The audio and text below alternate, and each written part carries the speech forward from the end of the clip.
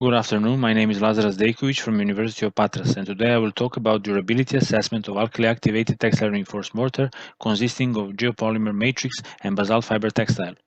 Here is a brief overview of my today's presentation. In the introduction part, I will talk about TRMs and the idea where the topic comes from. Then, I will speak about mechanical tests that we performed and the materials we used. Finally, I will present the experimental results with overview on SCM and EDS outcomes. What are TRMs? TRMs, or textile reinforced mortar, is an established and effective structural strengthening system comprising of inorganic matrix material combined with fiber owings placed in at least two directions that form textiles. TRMs can be found in literature with different titles such as fabric reinforced cementitious matrix composite, textile reinforced concrete, etc. All these titles refer to the same composite material, just these titles can refer maybe to different applications. In case of TRMs, the application is mainly addressed to structural strengthening, particularly in seismic retrofitting of existing structures, which is my field of interest and research.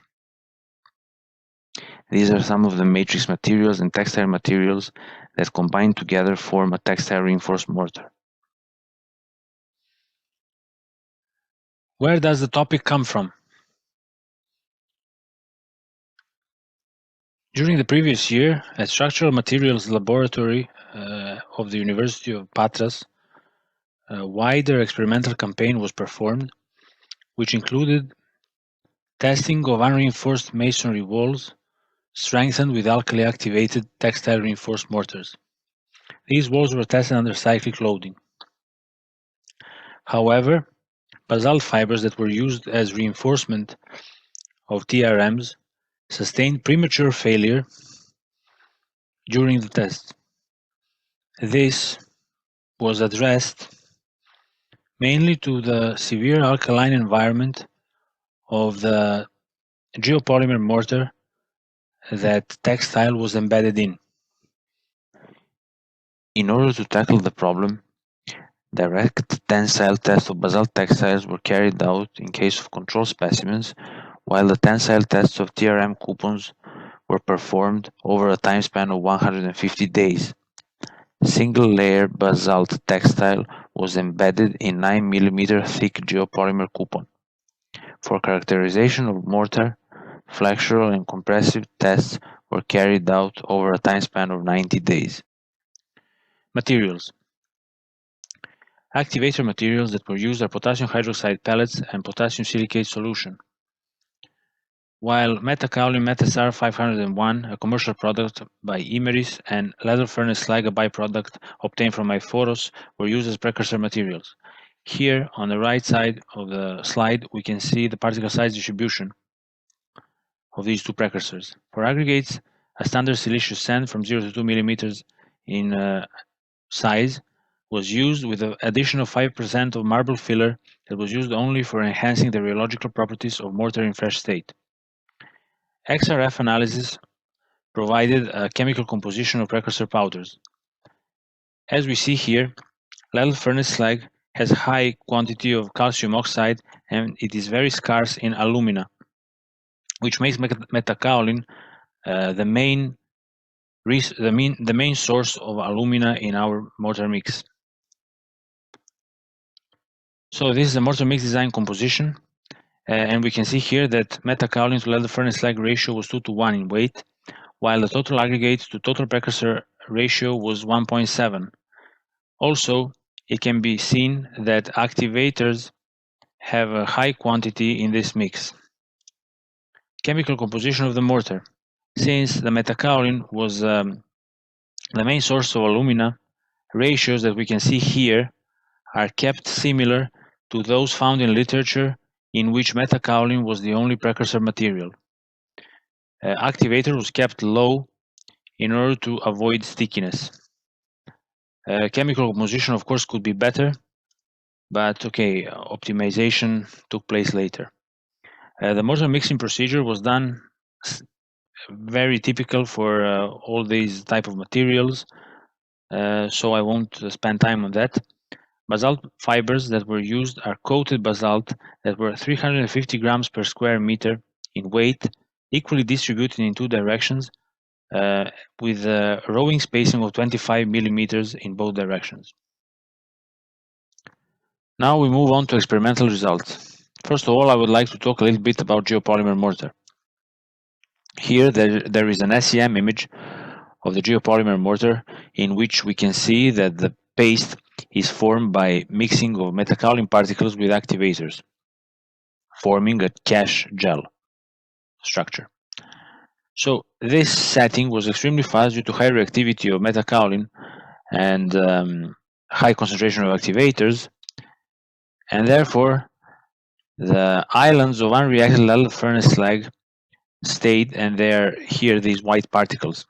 If we take a closer look to this image, we will see cracking dispersed over the whole paste, which speaks about the brittleness of the mortar. Even though the mortar has its flaws, in terms of workability and adhesion to substrate, it was very satisfying. Now, if we take a look at flexural and compressive strength, we would see that the strengths are quite good, since flexural strength reached around 7 megapascals after 90 days, while compressive strength got up to more than 50 over a time span of 90 days. And also what is important is that there is a continuous increase of strength throughout time. Now we will move on to the results of TRM tensile coupons.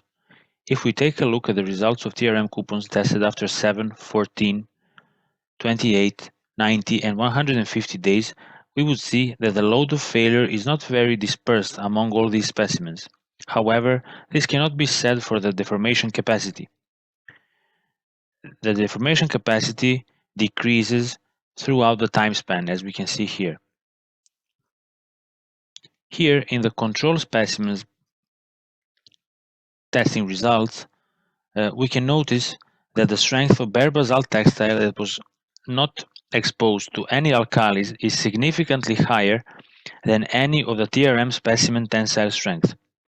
The reason for this lies in the high alkalinity of the fresh state of the geopolymer mortar shown in the photo in previous slide.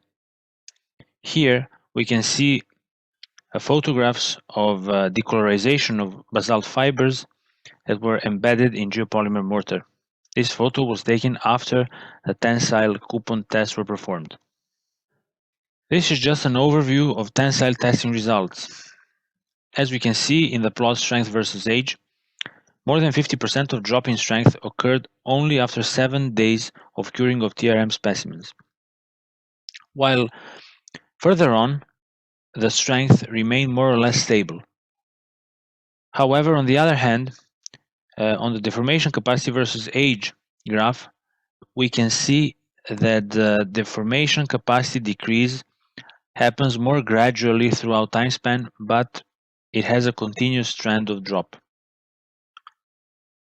SEM and EDS analyses were performed aiming to identify the chemical reactions at matrix fiber interface and potential damage of fibers that were embedded in a geopolymer mortar.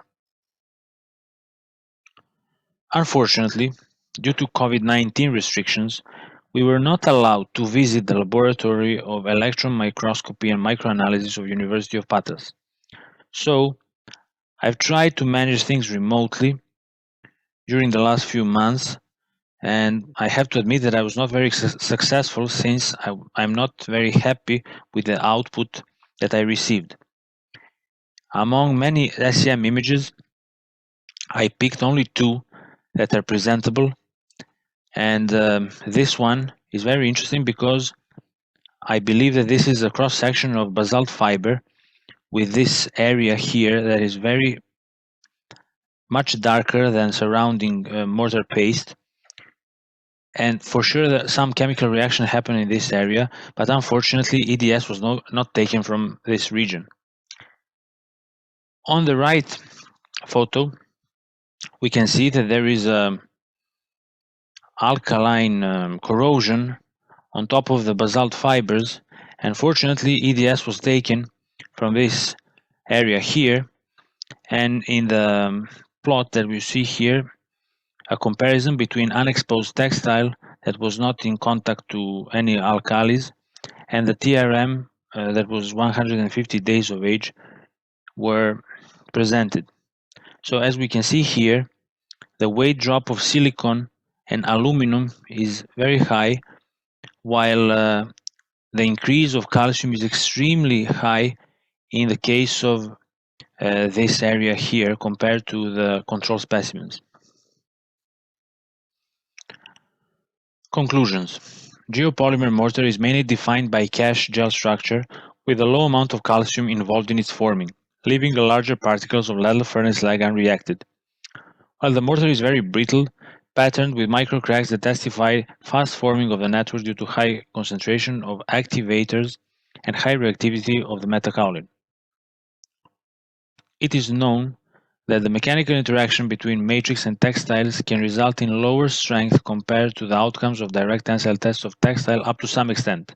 However, alkaline environment clearly affects largely the strength reduction of basalt fibers. This can be seen through decolorization and the strength reduction that we found out in TRM tensile coupon test.